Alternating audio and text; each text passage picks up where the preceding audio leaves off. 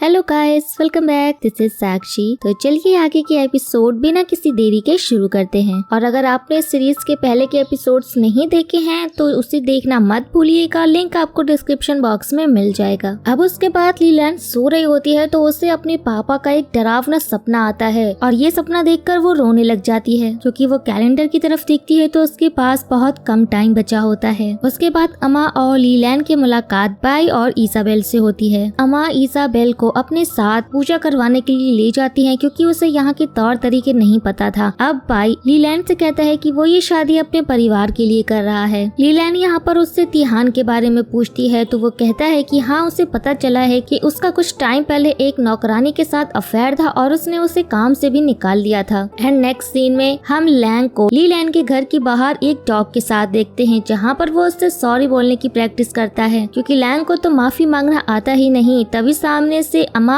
और लीलैंड आ जाते हैं। लीलैंड बताती है अम्मा को कि ये वही स्वर्ग का रक्षक है जिसने उसकी मदद करने से मना कर दिया है। तो अम्मा उसको खूब बुरा भला बोलती है, लेकिन लैंग अपने चार्म से उसे भी इम्प्रेस कर लेता है। ये सब कुछ देख कर लीलैंड लैंग से पूछती है कि वो यहाँ पर क्या कर रहा है। तो यहाँ पर लैंग उससे माफी मांगने की बहुत कोशिश करता है, लेकिन उसके मुँह से एक वर्ड भी नहीं निकलता। तो लीलैंड को यहाँ पर काफी गुस्सा आ जाता है। उसके बाद लैंग फिर से उस सर्वेंट सिम के पास जाता है और उससे फ्लर्ट करता है। तो वो उससे पूछती है कि मैंने सुना है कि तुम्हें काम से निकाल दिया गया है। तो वो कहता है कि ऐसा कुछ भी नहीं है, मैं यहाँ कुछ ढूंढ रहा था तो उन्हें गलतफहमी हो गई और उन्होंने मुझे निकाल दिया। उसके बाद वो उसको मैनिपुलेट करके उससे तिहान के बारे में पूछता है। तो वो बताती है कि तिहान का उस एक सर्वेंट के साथ अफेयर था, लेकिन उसने उसे बाद में काम से निकाल दिया था और वो उसे उस लड़की का एड्रेस बता देती है। तो वहीं सामने से एक नौकर सिम को ऐसा करते हुए देख लेता है और लैंग तभी वहाँ से गायब हो चुका था। तो उस नौकर को कोई गलतफहमी हो जाती है और वो जाकर उसकी कंप्लेन कर देता है कि वो कुछ चोरी कर रही थी और इसलिए उसे भी काम से निकाल दिया जाता है। उसके बाद लीलैंड मिस यून से सिम का पता पूछकर उसके पास जाती है, क्योंकि उसे तो काम से निकाल दिया गया था। वो उसके पास जाकर देखती है तो उसकी हालत काफी खराब होती है और वो कहती है कि उसकी ऐसी हालत लैंग की वजह से हुई है। उसकी वजह से ही मुझ पर चोरी का इल्जाम लगा है। मेरे पेरेंट्स भी मुझ पर भरोसा नहीं कर रहे और उन्होंने मुझे घर से भी निकाल दिया है और इसलिए उसे सड़क पर मछली बेचनी पड़ रही है। तो लीलैंड को भी उसके ऊपर काफी गुस्सा आता ही रहता है। तो वो कहती है कि तुम बिल्कुल सही कह रही हो, अगर वो तुम्हारे हाथ आए तो उसे बिल्कुल भी मत छोड़ना, इस चाकू से उसका गला ही काट देना। उसके बाद वो सिम से उस सर्वेंट का पता पूछती है और वो उसे बता भी देती है। उसके बाद लैंग सिम के पास आता है उससे माफी मांगने के लिए। वो कहता है कि मुझसे गलती हो गई है, मैं ये सब ठीक करना चाहता हूँ और तुम ही बताओ कि मैं अब क्या करूँ। तो सिम कहती है कि तुम मिस यू को बोलो कि मुझे वो निर्दोष साबित कर दे। दूसरी तरफ लीलैंड अम्मा को बताती है कि कल वो गाँव जा रही है और शाम तक वापस आ जाएगी। उसके बाद अम्मा उसे एक ताबीज देती है और कहती है कि ये मेरी माँ ने मुझे दिया था मेरी रक्षा के लिए और ये मैं आज तुम्हें दे रही हूँ, ये ताबीज तुम्हारी रक्षा करेगा। उसके बाद लीलैंड और बाई उस गांव में जाते हैं। उसके बाद चलते चलते उनका घोड़ा अचानक से रुक जाता है। बाई उतरकर उससे चलने के लिए बोलता है, लेकिन वो घोड़ा उसकी बात नहीं मानता और उन दोनों को वहीं छोड़कर भाग जाता है। उसके बाद वहाँ सामने से लैंग साइकिल से आ जाता है और लीलैंड को परेशान देखकर उससे पूछता है। बाई उससे पूछता है कि वो कौन है। वो कहता है कि वो स्वर्ग का रक्षक है, लेकिन यहाँ तो बाई को उसकी कोई भी बात समझ में नहीं आती। अब लीलैंड वहाँ लैंग को गुस्से में बहुत सुनाती है और उसे वहाँ से भगा देती है और फिर ना चाहते हुए भी बाई को लीलैंड के साथ जाना ही पड़ता है। अब आगे जाकर लीलैंड किसी से लिफ्ट लेती है और वो बदले में उसे अम्मा का दिया हुआ लॉकेट दे देती है। अब जब वो लोग वहाँ पर पहुँचते हैं तो वहाँ पर लैंग पहले से ही मौजूद होता है और जिस लड़की से वो मिलने गए होते हैं वो लैंग पर चिल्ला रही होती है। फिर लैंग कहता है कि मैं इस लड़की से तियान के बारे में पूछ रहा था, लेकिन उसने मुझे कुछ भी नहीं बताया। फिर लीलैंड उस लड़की से मिलने जाती है और वो उससे काफी अच्छे से हैंडल करती है। तभी लीलैंड को पता चलता है कि वो लड़की तो प्रेग्नेंट है और ये देखकर वो बहुत ज्यादा हैरान हो जाती है और वो लड़की लीलैंड को बताती है कि उसके पेट में जो बच्चा है वो तिहान का है, तो मैं तिहान को क्यों ही मारूंगी। और वो उसे हर महीने इस बच्चे का खर्चा भी भेजता था, लेकिन इस महीने उसने नहीं भेजा। लीलैंड के पूछने पर वो लड़की बताती है कि तिहान मुझसे बहुत बड़े वादे करता था कि वो मुझसे ही प्यार करता है, लेकिन उसने एक दिन तिहान को किसी और लड़की के साथ देखा। उसने उनका पीछा किया, लेकिन वो उस लड़की की शक्ल नहीं देख पाई क्योंकि उसने अपने फेस को कवर करके रखा हुआ था। और जब अगले दिन उसने तिहान से इस बारे में पूछा तो उसने उसे काम से निकाल दिया। उसके बाद वो ये सारी बातें बाई को बताती है और उससे पूछती है कि क्या महल में कोई लड़की है जो तियान के साथ जुआ खेलने के लिए अड्डे पर जाती थी। बाई बताता है कि जुआ खेलने तो यान जाती है, लेकिन तिहान उससे बहुत नफरत करता था और उन दोनों की आपस में कभी भी नहीं बनी। तो लीलैंड कहती है कि हमें यान से उसके बारे में पूछना चाहिए। अब यहाँ पर लीलैंड और लैंग आपस में बातें करते हैं और और फाइनली यहाँ पर लैंग उससे माफी मांग ही लेता है। ली लैन कहती है कि अगर तुम माफी मांगना ही चाहते हो तो उस लड़की से जाकर मांगो जिसका तुमने दिल दुखाया है, और ये कहकर वो वहाँ से चली जाती है। उसके बाद अमा और वोंग पूरे घर में जादू टोना करते हैं और नमक छिड़कते हैं ताकि तियान की आत्मा उनके आसपास न आ पाए, लेकिन इस नमक का असर तियान पर बिल्कुल नहीं होता और उल्टा वो उन्हीं दोनों को सबक सिखाता है। वो चाकू से अमा पर वार करता है, लेकिन बीच में वोंग आता है और चाकू उसे लग जाता है। अब दूसरी तरफ लैंग मिस यू के पास जाता है और उन्हें इमोशनली ब्लैकमेल करता है और कहता है कि मैंने ही सिम को कहा था एक लॉकेट को ढूंढने के लिए, इसमें सिम की कोई गलती नहीं थी, ये सब मेरी वजह से हुआ है। तो मिस यू भी लैंग की बात मान लेती है। दूसरी तरफ ली लैन घर पे आती है और वोंग की ऐसी हालत देखकर हैरान होती है। तो इन सब चीजों के बाद अब अमा उसको सारी बात बता देती है कि तिहान उन लोगों के साथ बदला ले रहा है। उसके बाद भाई घर आता है तो इसाबेल उससे थोड़ा नाराज होती है क्योंकि उसने उसको जल्दी आने के लिए कहा था और टेलर वेट कर करके उसका चला गया था। और वो बाई से पूछती है कि आखिर ली लैन और तुम्हारे बीच क्या चल रहा है, वो ठीक तो है, लेकिन यहाँ पे बाई उसे कुछ भी बताने से मना कर देता है। अब उसके बाद ली लैन काफी परेशान होती है क्योंकि उसके पास बस एक दिन बचता है और उसके पापा की हालत बहुत खराब होती है। वो आधी रात को बाई के पास जाती है और बाई कहता है कि उसने अभी तक यान से कुछ भी नहीं पूछा क्योंकि वो उसे मिले ही नहीं, शायद वो अभी घर पर नहीं है। तो ली लैन कहती है कि मेरे पास बिल्कुल भी टाइम नहीं है, जल्दी से बताओ कि वो कहाँ पर है। और वो उसे जुए के अड्डे का पता बता देता है और फिर वो अकेले ही जुए के अड्डे पर जाती है, लेकिन वहाँ पर उससे लैंग मिल जाता है और वो दोनों आपस में ही बाहर झगड़ने लगते हैं। लेकिन जैसे तैसे करके वो अंदर जाते हैं तो वहाँ पर एक लड़का ली लैन के साथ बदतमीजी करने लगता है। तभी वहाँ पर लैंग आकर उसको बचा लेता है और अब यहाँ पर यान ली लैन को देख लेती है और वो अपने आदमी से उसे रोकने के लिए कहती है और वहीं पर लैंग उस बंदे से फाइटिंग करने लगता है और ली लैन यान के पीछे भागती है। ली लैन को यान कहीं पर भी नहीं मिलती, वो बिल्कुल गायब भी हो जाती है और तभी वहाँ पर एक बंदा ली लैन को पीछे से आकर बेहोश कर देता है। अब लैंग वहाँ पर पहुँचता है और उसे ऐसे देखकर हैरान होता है और उसे उठाकर अपने साथ ले जाता है। उसके बाद अब जब ली लैन को होश आता है तो वो अपने आप को एक अजीब सी हालत में पाती है जहाँ पर कुछ लोग अजीब तरह से पड़े हुए थे और वो बहुत ही डरावने लग रहे होते हैं। और तभी वो वहाँ पर तियांग को देखती है और तियांग उससे कहता है कि तुम यहाँ पर फंस चुकी हो अपने पापा की तरह ही, तुम्हारी आत्मा यहाँ पर है और तुम्हारा शरीर धरती लोक पर। और तभी वहीं पर ली लैन के पापा आ जाते हैं जिन्हें देखकर वो रोने लग जाती है। अब तियान कहता है कि तुम उन्हें झूठा दिलासा मत दो, उनके पास बस अब कुछ ही मिनट बचे हैं और फिर उनकी मौत हो जाएगी। वो तियान के पैर पकड़ती है और कहती है कि प्लीज मेरे पापा को बचा लो, उनके सिवा मेरा इस दुनिया में कोई भी नहीं है, तुम जो कहोगे मैं वो करूंगी। तो तियान कहता है कि अगर तुम मुझसे शादी कर लेती हो तो मैं तुम्हारे पापा की जान बचा लूंगा। उसके बाद वो ऐसा करने के लिए मान जाती है और तियान उसके पापा की आत्मा को उसके शरीर में डाल देता है और यहाँ पर लैंग ली लैन की बॉडी को घर लेकर आता है। उसके पापा ठीक हो जाते हैं और वो अपनी बेटी को देखते हैं और लैंग उन्हें ठीक होता देखकर काफी हैरान हो जाता है। उसके बाद अमा कुछ औरतों के पास जाती है और कहती है कि मुझे सबसे अच्छा जादू करने वाला चाहिए, क्या तुम लोगों को किसी ऐसे इंसान के बारे में पता है? तो वहाँ पर कुछ लोग अमा को कुछ जादू करने वाले का नाम बताते हैं। तो अमा उस जादूगरनी के पास जाकर उसे अपनी प्रॉब्लम्स बताती है और वो जादूगरनी कहती है कि मैंने ये काम बहुत पहले ही छोड़ दिया है, अब मेरे पास उतनी शक्तियाँ नहीं है। तो अमा सैड होकर वहाँ से वापस आ जाती है और अब भाई ली लैन को ऐसी हालत में देखकर काफी दुखी होता है। तो यहाँ पर लैंग उसको ही ब्लेम करता है और कहता है कि ये सब तुम्हारी वजह से हुआ है, तुमने ही उसे वहाँ का पता बताया था। तो भाई कहता है कि मैंने उसे समझाकर घर जाने को कहा था, ना कि जुए के अड्डे पर। तो ली लैन के पापा यहाँ पर उन दोनों को लड़ाई करने से रोक देते हैं। अब उसके पापा कहते हैं कि हमें ली लैन को ठीक करने का कोई हल ढूंढना होगा और ये पता लगाना होगा कि उसके साथ क्या हुआ था। और अब वो जादूगरनी अपना सारा काम खत्म करके घर जा रही होती है और अब तभी उस रास्ते में अमा मिल जाती है। अब अमा के बहुत कहने पर वो मान तो जाती है ऐसा करने के लिए, लेकिन वो कहती है कि उसके पास अब ज्यादा शक्तियाँ नहीं है, तो उसे किसी और आदमी की जरूरत पड़ेगी जो इन दोनों लोगों का माध्यम बनेगा, जिसकी आत्मा वहाँ जाकर ली लैन की आत्मा को वापस ला सके। अगर तुम्हें कोई ऐसा आदमी मिल जाए तो मुझे बता देना। उसके बाद तिहान ली लैन को अपनी दुनिया में लेकर आता है और वो वहाँ पर उन सभी लोगों को देखकर बहुत डर जाती है और वो पूछती है कि ये लोग ऐसा क्यों कर रहे हैं। तिहान कहता है कि इन लोगों ने धरती पर बहुत पाप किए हैं, इसीलिए इन लोगों की हालत ऐसी है। उसके बाद ली लैन उस कुएं के बारे में उससे पूछती है तो तिहान कहता है कि उस कुएं में आत्माएं अपनी फैमिली को देख सकती हैं। उसके बाद ली लैन के पिता और भाई यान के पास जाते हैं, लेकिन उन्हें वहाँ से भी कुछ पता नहीं लगता। इसके बाद कुछ शैतान सारी आत्माओं को कहीं ले जा रहे होते हैं। तो तिहान कहता है कि ये सब कोर्ट जा रहे हैं जहाँ पर उनका फैसला होगा कि कौन स्वर्ग जाएगा और कौन नर्क। तो ली लैन कहती है कि तुम भी तो एक आत्मा हो, तो ये लोग तुम्हें कोर्ट क्यों नहीं ले जा रहे हैं। तो तिहान कहता है कि ये एक सीक्रेट है और तुम्हें इस बारे में जानने की कोई जरूरत नहीं है। उसके बाद तिहान ली लैन को अपने महल लेकर जाता है। वो कहता है कि ये महल मैंने तुम्हारे तुम्हारे लिए बनाया है ताकि तुम यहाँ पर आराम से रह सको। और वो कुछ दासियों को बुलाता है उसके साथ रहने के लिए। तो ली लैन इतनी सारी भूतनियों को देखकर काफी डर जाती है। बस ये दासियां तुम्हारा ख्याल रखेंगी और हमेशा तुम्हारे साथ रहेंगी, जिससे मुझे पता चल सके कि तुम कहाँ पर हो और मुझे तुम्हें ढूंढने में आसानी हो। उसके बाद लैंग एक शॉप पर जाता है और एक कछुए से बात करता है और वो कछुआ कोई और नहीं उसकी सुपरवाइजर होती है। वो उससे उसकी हेल्प मांगता है नीदरलैंड जाने के लिए। उसके बाद वो सुपरवाइजर जनरल बोलती है कि क्या तुम भूल गए कि तुमने 500 साल पहले क्या किया था, एक इंसान की खातिर अपनी पूरी लाइफ बर्बाद कर ली थी। तो तियान कहता है कि मैं इंसान की हेल्प नहीं कर रहा, मैं तियान को पकड़ने जा रहा हूँ ताकि मुझे प्रमोशन मिल सके। तो जनरल कहती है कि तुम्हें पता है ना कि नीदरलैंड में तुम्हारी शक्तियाँ काम नहीं करेंगी और बिना शक्तियों के तुम वहाँ नहीं जा सकते, क्योंकि जितने भी भूत तुमने पकड़े हैं वो सारे वही हैं और वो तुम्हारा पीछा नहीं छोड़ेंगे। तो यहाँ पर जैसे तैसे करके लैंग जनरल को मना लेता है और वो हाँ भी कर देती है। वो जाते जाते उसे एक चाकू देकर जाती है जिसका प्रयोग वो नीदरलैंड में कर सकता है और वो कोई छोटा सा चाकू नहीं बल्कि एक बड़ी सी तलवार होती है। उसके बाद ली लैन उस भूतिया घर को देख रही होती है तो उसकी नजर एक कंपास पर पड़ती है और वो उस कंपास के जरिए बाई के सपने में आती है। वो उससे कहती है कि वो तियान से शादी कर रही है अपनी फैमिली की खातिर, अगर उसने ऐसा नहीं किया तो वो उसकी फैमिली को कभी नहीं छोड़ेगा। मेरे पापा और अम्मा को कहना कि मैं यहाँ पर बिल्कुल ठीक हूँ, मेरी चिंता ना करें, बस अपना ख्याल रखें। और वो बाई को भी उसका साथ देने के लिए थैंक यू बोलकर वहाँ से गायब हो जाती है और तभी बाई की आँख खुल जाती है। दूसरी तरफ लिम तिहान की शादी का सारा सामान आग में जला रही होती है और बाई आकर उनसे कहता है कि आपको सब पता था ना, फिर भी आपने हमें कुछ नहीं बताया। फिर लिम कहती है कि फाइनली ली लैन को अकल आई और उसने शादी करने के लिए हाँ कर दी। भाई कहता है कि उसने अपनी मर्जी से हाँ नहीं की है बल्कि उसके साथ जबरदस्ती की गई है। भाई कहता है कि आपका बेटा इतना भी अच्छा नहीं था, वो बहुत ही निर्दयी और क्रूर था, उसने हमेशा दूसरों को टॉर्चर किया है और आपने भी कभी उसे ऐसा करने से नहीं रोका। उसके बाद भाई कहता है कि अगर किसी को इस फैमिली की चिंता नहीं है तो मैं भी इसकी फिक्र क्यों करूं, ये शादी भी फिजूल है। वो भी शादी करने से इनकार करता है और सारा सामान गिराकर चला जाता है। उसके बाद तियान अपनी शादी का जोड़ा ट्राई करता है और कहता है कि मेरे माँ की चॉइस एकदम बेस्ट है। तभी ली लैन वहाँ पे रखे सारे सामान को देखने लगती है और उसकी नजर एक बुक पर पड़ती है, लेकिन उस बुक में तो कुछ भी लिखा नहीं होता। फिर तिहान की नजर उस बुक पर रखे ग्लास पर पड़ती है और वो उस वाइन की गिलास को देखकर घबरा जाता है और उसे उस बुक पर से हटा देता है और ली लैन से कहता है कि आइंदा से मेरी चीजों को हाथ लगाने से पहले मुझसे पूछ लेना। दूसरी तरफ अमा वोंग को नीदरलैंड और धरती लोक का माध्यम बनने को कहती है तो वोंग अमा की बात मान जाता है और कहता है कि मैं ये काम करने के लिए तैयार हूँ। दूसरी तरफ ली लैन उस कुएं में अपनी फैमिली को देखकर इमोशनल हो जाती है। तभी उधर से लैंग की एंट्री होती है और ली लैन उससे पूछती है कि वो यहाँ क्या कर रहा है। लैंग कहता है कि कुएं में देखकर ही बात करो, अगर तुम्हारी भूतिया दासी को पता चल गया तो गड़बड़ हो जाएगी। लैंग कहता है कि तुम इतनी जल्दी हार कैसे मान सकती हो और उस तियान से शादी कैसे कर सकती हो, तुम्हें हिम्मत नहीं हारनी होगी, तुम्हें लड़ना पड़ेगा तभी तुम यहाँ से बाहर निकल पाओगी। लैंग कहता है मैं तुम्हारी यहाँ से निकलने में हेल्प करूंगा, उसके बदले तुम्हें भी मेरी हेल्प करनी होगी और हम दोनों मिलकर तियान को पकड़ लेंगे, बस मुझे ये पता चल जाए कि उस तियान ने जज को क्या रिश्वत दी है। उसके बाद वो उससे पूछते है कि क्या तुम्हें यहाँ पर कुछ भी अजीब लगा, तो वो उसे उस रेड बुक के बारे में बताती है कि वो उसके हाथ में उस बुक को देखकर घबरा गया था। उसके बाद एक दासी ली लैंग के कमरे के बाहर पहरा दे रही होती है। तभी लैंग वहाँ पर एक दासी बनकर आता है और वो कहती है कि उनके मालिक के शेरवानी में आग लग गई है, जिसे सुनकर वो दासी आग बुझाने जाती है। फिर ली लैंग इसी मौके का फायदा उठाकर तियान के रूम में जाती है और उस रेड बुक को खोजने की कोशिश करती है। वो पूरा रूम देख लेती है लेकिन उसे कहीं भी बुक नहीं मिलती, लेकिन तभी वहाँ पर दासी ली लैंग को ऐसा करते हुए देख लेती है। तो ली लैंग कहती है कि मैं इस महल की होने वाली मालकिन हूँ, अगर तुमने मेरी बात नहीं मानी तो मैं तुम्हारा यहाँ पे जीना मुश्किल कर दूंगी। उसके बाद वो लैंग को बताती है कि उसे तियान के कमरे से कुछ भी नहीं मिला। तो लैंग कहता है कि हमें कहीं और ढूंढना पड़ेगा। तभी ली लैंग कपड़े चेंज करके बाहर आती है तो लैंग उसे देखता ही रह जाता है क्योंकि ली लैंग बहुत ज्यादा सुंदर लग रही थी। तो लैंग कहता है कि अभी के लिए तुम्हें तियान का भरोसा जीतना होगा और उससे अच्छे से बात करनी होगी ताकि वो तुम पर भरोसा कर सके। उसके बाद ली लैंग तियान के साथ डिनर करती है और तियान उसे ऐसे देखकर काफी इम्प्रेस हो जाता है। उसके बाद ली लैंग उस खाने को खा ही रही होती है, तभी तियान सेब खाकर नीचे रखता है और वो सेब पूरी तरह से सड़ जाता है और उस खाने पर कीड़े भी चल रहे होते हैं। तो ली लैंग जैसे ही ये सब कुछ देखती है उसकी तो भूख ही मर जाती है। आगे वो दोनों मिलकर डांस करते हैं। उसे डांस करना नहीं आता तो तियान ली लैंग को डांस सिखाता है और इन दोनों का डांस काफी औसम होता है। अब तियान ली लैंग को किसी करने वाला होता है कि तभी वहाँ पर दासी आ जाती है और वो तियान से कहती है कि आपसे कोई मिलने आया है। तो अब तियान का पीछा ली लैंग भी करती है और तियान उस बंदे से कह रहा होता है कि आप टेंशन मत लीजिए, मैंने जो वादा किया है आपसे मैं वो पूरा जरूर करूंगा। ली लैंग उस बंदे की शक्ल देखने की कोशिश करती है लेकिन वो नहीं देख पाती, लेकिन वो उस बंदे के जूते देख लेती है जो कि हरे कलर की होती है। उसके बाद ली लैंग के पिता और बाई दोनों उसी जुए के अड्डे पर जाते हैं ली लैंग के बारे बारे में पता लगाने के लिए। यहाँ इन लोगों को यान भी मिलती है जो उन्हें टॉन्ट मारकर चली जाती है। अब यहाँ तो इन लोगों को कुछ भी नहीं मिलता और बाई कहता है कि हमने यहाँ की जांच तो कर ली लेकिन गली की जांच नहीं की है। उसके बाद ली लैन लैंग को सारी बातें बताती है और दोनों मिलकर वहाँ उसे ढूंढने लग जाते हैं। उसके बाद उन दोनों को वहाँ बातें करते हुए एक दासी देख लेती है और वो दोनों उससे छुपते रहते हैं। वो उन्हें हर जगह ढूंढती है तो उस दासी को लगता है कि शायद उसे कोई वहम हुआ होगा और वो वहाँ से चली जाती है। और तभी वहाँ पे उन्हें एक खुफिया रास्ता मिल जाता है और दोनों मिलकर उस तय खाने में जाते हैं। दूसरी तरफ अमा उस जादूगरनी से तंत्र मंत्र करवाती है ताकि ली लैन की आत्मा उसकी बॉडी में वापस आ जाए। उसके बाद ली लैन को वो लाल किताब मिल जाती है और तभी वहाँ पर से एक ज़ॉम्बी जैसा इंसान उन पर हमला कर देता है। वो ज़ॉम्बी लैंग को मारने ही वाला होता है कि तभी पीछे से ली लैन उस पर वार कर देती है और लैंग भी उस पर चाकू से वार करता है और वो ज़ॉम्बी मर जाता है। तभी वहाँ तय खाने में कोई आ रहा होता है और वो दोनों उस लाश को ठिकाने लगाकर वहीं पे छुप जाते हैं। और तभी वो राक्षस जैसा इंसान आकर वो किताब को लेके चला जाता है और लैंग कहता है कि लानत है कि हम इस सबूत तक पहुँचने के बाद भी उसे नहीं ले पाए। लेकिन ली लैंग उसे वही बुक दिखाती है और लैंग उसके पास वो बुक को देखकर खुश हो जाता है और कहता है कि तुम सच में बहुत शातिर हो। और आगे वो लोग उस बुक की छानबीन करते हैं लेकिन उन लोगों को कोई सबूत नहीं मिलता। और तभी ली लैंग को याद आता है कि तियान इस बुक को पानी से बचा कर रखता था और जैसा ही वो लोग बुक को पानी में डालते हैं वो बुक एक ब्लैक मोती बन जाती है। लैंग कहता है कि ये मोती बहुत कीमती है, इसका मतलब तियान इसी मोती के सहारे उन लोगों को घूस देता है। अब वो लोग वहाँ से निकल रहे होते हैं तभी ली लैंग को वोंग की आत्मा दिखती है। वोंग उसे बताता है कि तुम्हारे लिए धरती लोक का दरवाजा कुछ क्षणों के लिए खुला है। उसके बाद कुछ देर बाद वोंग को होश आता है और वो अमा को बताता है कि उसने ये संदेशा ली लैंग को पहुंचा दिया है। अमा ये सुनकर खुश तो होती है लेकिन उन्हें डर भी लगता है कि अगर वो लोग वहाँ से नहीं निकल पाए तो क्या होगा। अब वो दोनों जल्दी से गेट पर जाते हैं तो वहाँ पर बहुत सारी आत्मा उन दोनों का रास्ता रोके हुए होती हैं। तो लैंग उससे कहता है कि तुम जल्दी से इस दरवाजे के बाहर जाओ, मैं इन लोगों को संभाल लूंगा। पर वो भूत लैंग पर ही हावी हो जाते हैं और वो उनसे लड़ते लड़ते नीचे गिर जाता है। तो ली लैंग उसकी ऐसी हालत नहीं देख पाती और वो उन भूतों से लड़ने लगती है। वो उसकी जान बचाने की कोशिश करती है तो वो भूत ली लैंग पर भी हावी हो जाते हैं लेकिन सही टाइम पर लैंग आकर उसे बचा लेता है और इन्हीं सब चक्करों में धरती लोक का दरवाजा बंद हो जाता है। ली लैंग ये देखकर सैड हो जाती है तो लैंग कहता है कि तुम टेंशन मत लो, मैं तुम्हें सही सलामत यहाँ से बाहर निकालूंगा। अब लैंग कहता है कि पहले तो हमें महल जाना होगा और तियान के कारनामों पर नजर रखनी होगी। वो लोग महल की ओर जा रहे होते हैं तभी एक औरत उन दोनों को पीछे से देख रही होती है और वो ली लैंग का नाम लेती है और यहीं पर ये एपिसोड खत्म हो जाता है। तो आई होप कि आप लोगों को ये एक्सप्लेनेशन पसंद आया होगा। आगे की वीडियोस आप देखना चाहते हो या नहीं हमें कमेंट करके जरूर बताएं। तो वीडियो को लाइक और चैनल को सब्सक्राइब करना तो बिल्कुल भी मत भूलिएगा। अब मिलते हैं नेक्स्ट वीडियो में, तब तक के लिए take care and tata bye bye.